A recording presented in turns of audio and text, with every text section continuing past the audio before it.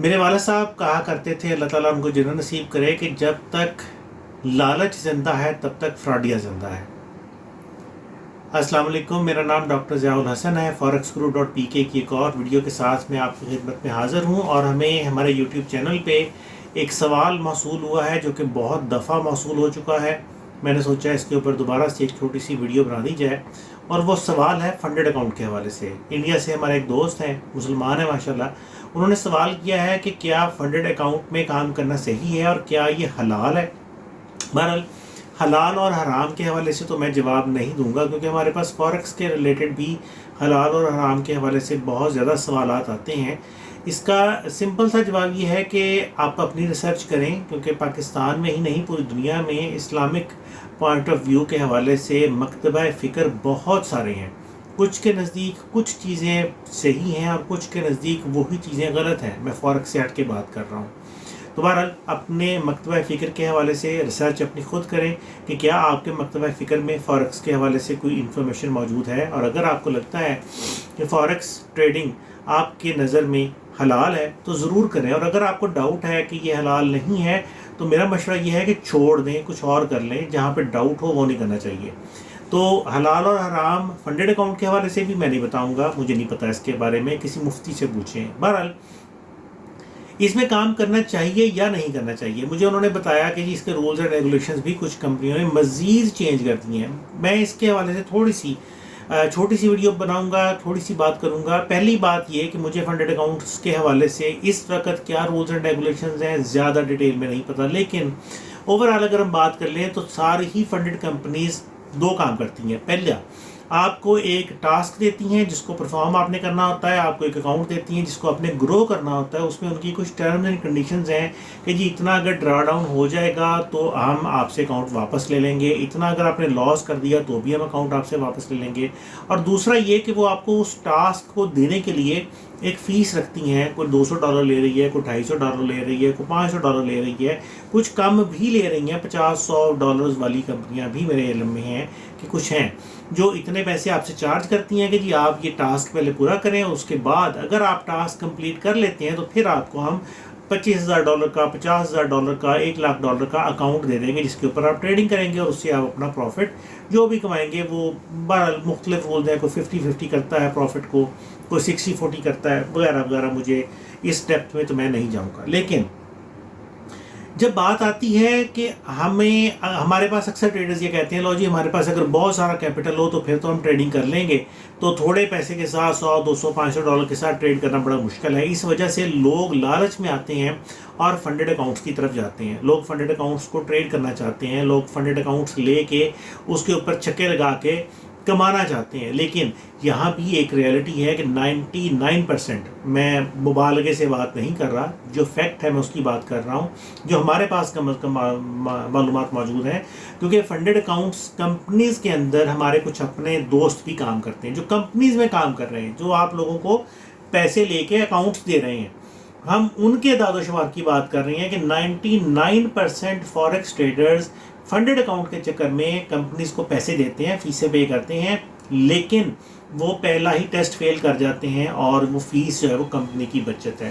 Companies, funded account वाली company सिर्फ और सिर्फ आपकी इन फीसों से कमा रही हैं। अगर आपको ये लगता है कि आप फंडेड अकाउंट ले सकते हैं, उसके ऊपर आप बहुत अच्छा परफॉर्म कर सकते हैं, तो मेरा मशवरा एक है कि जिस भी कंपनी का फंडेड अकाउंट आप लेना चाहते हैं, आप उस कंपनी के रूल्स एंड रेगुलेशंस को स्टडी करें।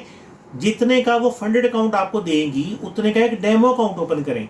फ़र्ज़ करते हैं कि वो कंपनी कहती है कि जी आपका ड्रा डाउन 5% से नीचे नहीं जाना चाहिए, तो आप एक डेमो अकाउंट के ऊपर वर्क करके तो देखें पहले कि क्या आप ड्रा डाउन 5% से नीचे ले जाए बगैर उस अकाउंट को ग्रो कर सकते हैं।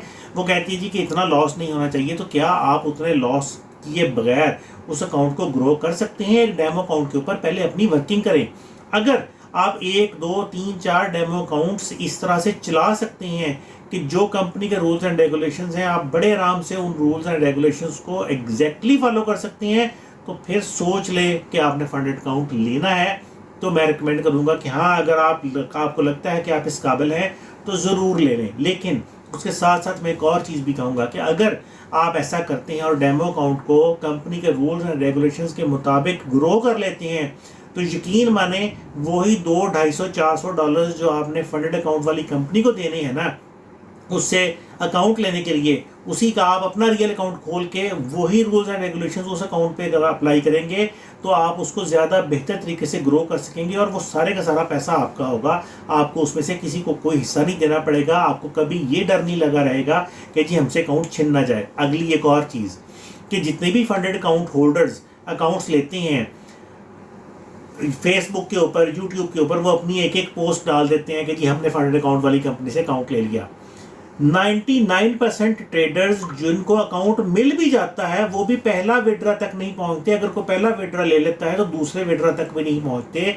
बड़ी मुश्किल से कोई 1% ट्रेडर्स होंगे जो एक विड्रा से ज़्यादा के विड्रा तक जाते हैं, क्योंकि वो कोई ना कोई वायलेशन फिर कर देते हैं और उनसे कंपनी उनका अकाउंट वापस ले लेती है। और फिर वही कहानी कि अब जब आप दोबारा फीस पे करें, दोबारा से आप वही ट्रायल पास करेंगे, वही टेस्ट पास करेंगे, फिर हम आपको दोबारा अकाउंट देंगे। ये नहीं है कि जी आपने एक दफ़ा वो टेस्ट पास कर लिया है तो कंपनी आपको कहेगी ठीक है जी कोई बात नहीं, आपसे वायलेशन हो गई है तो हम आपको बगैर कोई दोबारा से टेस्ट दिए दोबारा से फंडेड अकाउंट दे देते हैं, आप कर लें। नहीं, ऐसा नहीं होगा।